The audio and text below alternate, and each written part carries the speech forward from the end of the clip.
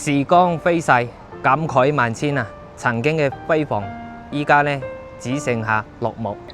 大家好啊，我係灣區管家阿 Sam， 今日呢帶大家睇中山東區一個好多老中山人都識嘅地方——遠洋城。咁相信好多香港朋友呢嚟中山呢一定都聽過呢個名，因為10幾年前呢講到中山嘅大型商場呢，遠洋城絕對係算得上一個代表之一。以前呢唔少個中山人啊，食飯啊、睇戲啊、買嘢啊，都會嚟到呢個遠洋城嘅。但如果咧大家近幾年再翻嚟睇咧，可能都會有同一個感受。點解遠洋城好似冇以前咁旺呢？今日咧我哋唔睇住宅，專門睇下呢個遠洋城嘅一個商業嘅狀況。咁同時同大家咧分析一個好多香港投資者咧都會關心嘅一個問題：商場鋪同呢個社區鋪到底邊一類咧更加值得投資？咁依家咧我哋跟住鏡頭咧一齊嚟睇下呢個商場嘅一個狀況。咁相信係好多嚟過呢個遠洋城嘅朋友咧都記得當年咧喺呢邊咧真係非常之熱鬧嘅。咁嗰陣中山嘅大型嘅商場唔多，遠洋城咧幾乎承載咗東區大量嘅家庭嘅消費需求。咁無論食飯啦、購物啦、娛樂啦，都係有一定嘅吸引力嘅。不過依家再行一圈，咁大家可以感受到同以前咧有唔少嘅分別嘅。商場咧可以睇到完全都冇人嘅，但餐飲區咧有一定嘅人流，但係都係再賣多啦。但整體嘅人氣咧同高峰期相比咧，確實有明顯嘅落差。部分嘅區域嘅人流偏少，亦見到咧唔少嘅商戶耕地，好似我哋兩邊呢個啦。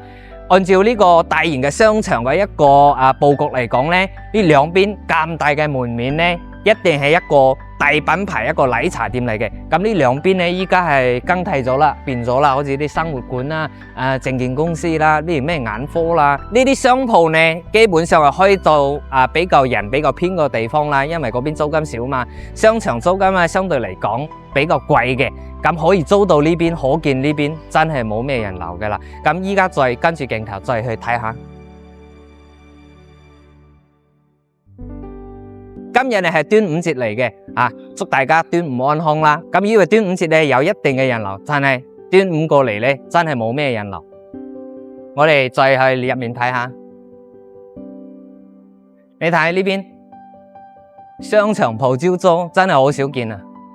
咁大嘅商場，睇一眼一個人都冇，感慨萬千啊！感慨萬千啊！時光飛逝，感慨萬千，人冇人冇人。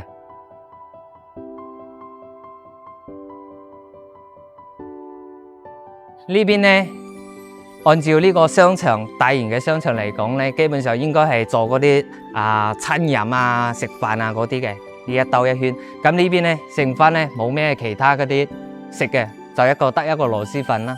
其他一啲就係剩翻啲舊肉啊、服裝啊呢啲鋪。我哋跟住鏡頭就睇下2樓啦，商鋪呢都係唔少，但係都可以睇到兜咗一圈，基本上依家呢冇咩食店，係嗰啲舊肉為多。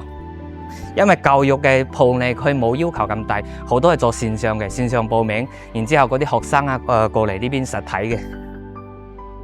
海南呢個南門呢邊呢，仲有少少人流，就係嗰個麥當勞喺呢邊呢，而且呢遠洋城嘅其中一個門口可以直通呢邊嘅，過嚟呢邊行下避下暑啊，小朋友做下活動仲有少少人流。咁其他好似北門嗰邊頭先過嚟呢，基本上冇咩人流嘅啦。咁問題嚟啦，遠洋城呢附近呢明明仲有咁多人住，點解商場呢冇以前咁旺呢？我覺得呢主要原因有3個。咁第一個就係商圈嘅一個升級，客流呢被分流。咁10幾年前呢，遠洋城呢係東區其中一個核心嘅一個商業中心嚟嘅。但而家呢，東區一個呢商業格局呢已經完全唔同。利和廣場、萬象匯、Coco City、假日廣場呢啲陸續成熟，消費者咧都係越嚟越多嘅。咁以前咧大家咧專程到呢個遠洋廣場消費啦，咁依家可能去萬象匯食飯啊，去 Coco City 就係依家嘅 T Mall啦，帶小朋友去玩啦，去利和廣場呢邊消費。遠洋城咧由以前嘅一個目的地啦，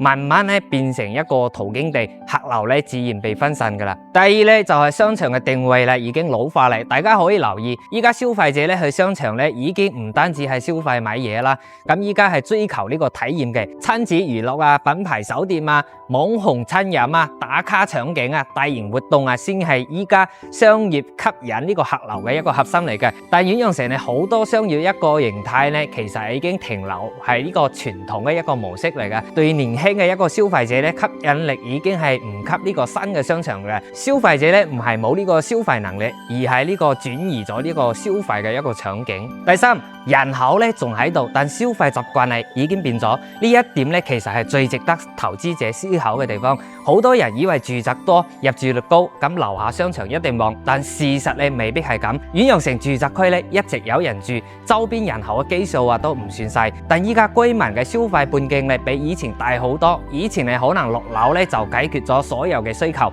咁依家咧開車幾分鐘咧就可以去其他一個大型嘅商場，所以住宅成功咧唔代表商場咧一定成功。呢個咧亦係商場鋪咧投資最大嘅風險之一。商場鋪本質上咧買嘅唔單止係一個鋪位嘅本身，而係成個商圈未來10年嘅一個競爭。咁我哋咧依家離開呢個遠洋城嘅商場啦，睇下遠洋城樓下呢啲住宅社區商鋪嘅一個情況啦。呢個就係呢個遠洋城嘅一個出入口嚟嘅。咁我哋可以影過去睇下呢邊嘅商場嘅情況。一路之隔，可能呢個遠洋城咧直通呢個商場嘅地方啊，仲有啲人流。咁如果係往北門嗰邊嘅話，基本上冇咩人流嘅啦。可以睇到呢邊嘅樓下呢啲商業啊，全部開晒業，全部開晒業噶啦，冇呢個空鋪嘅。呢個咧就係社區一個商鋪啊，同呢個商場嘅商鋪一個區別啦。商場嘅商鋪咧，可能靠呢個商業嘅運營啦、招商埋管理呢一個能力。社區呢個商鋪咧，都係單單靠上邊嘅業主咧，都係已經係可以啱先行過嚟啊，大家都可以睇到啦。周邊嘅便利店啊、餐飲店啊、藥房啊、美容店啊、生鮮超市啊、教育培訓機構咧，呢邊咧基本上都係齊全嘅啦。而且咧，整體嘅經營情況咧，其實比呢個商場啊更加穩定。原因咧都好簡單，商場鋪咧靠呢個商圈大客，咁社區鋪咧靠呢個居民養鋪。居民咧每日都要食飯、咁買餸、睇醫生、接送小朋友、買呢個生活用品。咁呢啲咧全部都係剛性嘅呢個需求。咁即使呢個經濟環境咧有變化啦，咁居民嘅一個生活嘅需求咧依然存在嘅。所以大家會發現商場呢個客流咧有高有低，但社區鋪咧生意通常咧相對都係穩定嘅。尤其呢個餐飲啦、便利店啦、藥房啦、美容啦、教育嘅培訓機構等等呢啲民生類嘅一個商戶，佢哋依賴嘅唔係嗰啲外來嘅遊客，咁而係每日固定消費嘅一個居民嚟嘅。咁講到呢度咧，好多朋友可能會問，咁既然遠洋城商場已經冇以前咁旺啦，點解我仲會覺得呢度嘅社區商業咧仲有價值？原因咧其實都係人口。遠洋城發展至今咧超過10幾年啦，由呢個最早期嘅一個領域啊、天驕啊、尊域啊等周邊多個住宅組團，成個遠洋片區咧已經形成咗一個大型嘅一個成熟嘅一個居住區。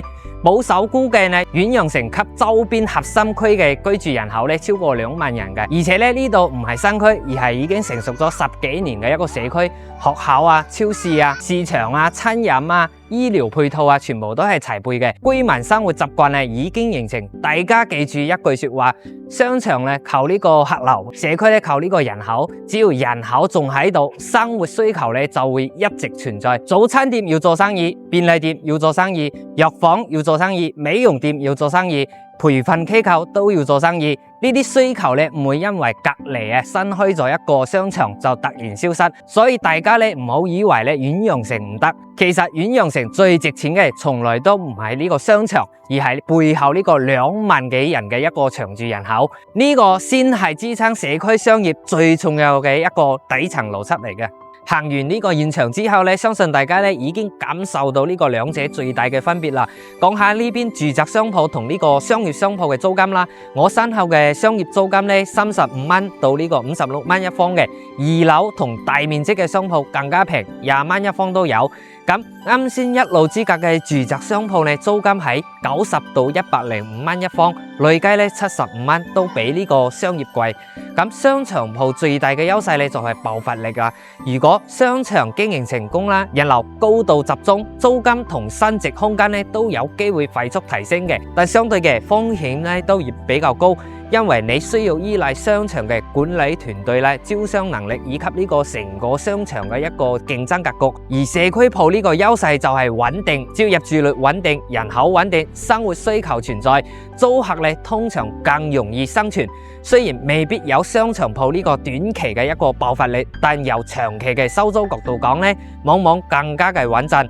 如果用股票去形容，商場鋪比較似呢個成長股，有機會升得快，但波動咧亦大。社區鋪咧比較似呢個收息股，重視穩定嘅現金流。所以依家我幫香港客睇商鋪，第一樣睇嘅唔係呢個商場有幾豪華，而係附近有幾多人真真正正嘅生活。因為人口咧先係商業最底層嘅一個邏輯。今日睇完呢個遠洋城咧，我覺得最值得大家思考嘅唔係呢個遠洋城嘅商鋪旺唔旺，而係商鋪投資咧背後嘅一個底層邏輯。遠洋城呢個案例咧非常之典型嘅。大型商場面對呢個商圈嘅競爭啦，客流會被分流，但成熟社區背後嘅人口咧依然會持續產生呢個消費需求嘅。所以買商鋪咧唔好淨係睇呢個商鋪夠唔夠大，品牌咧夠唔夠多，裝修咧夠唔夠靚，更重要嘅係睇呢個客流咧從邊度嚟。商場鋪咧睇商圈，社區鋪咧睇人口，商場鋪咧睇未來，社區鋪咧睇呢個現金流。如果你問我現階段香港投資者買商鋪咧最應該睇咩？我會話先睇人口，再睇消費，最後咧先睇呢個鋪位本身。大家咧又會揀商業鋪咧定係社區鋪咧？歡迎訂閱加留言，同我一齊交流下。我係灣區管家阿 Sam，我哋下條片再見。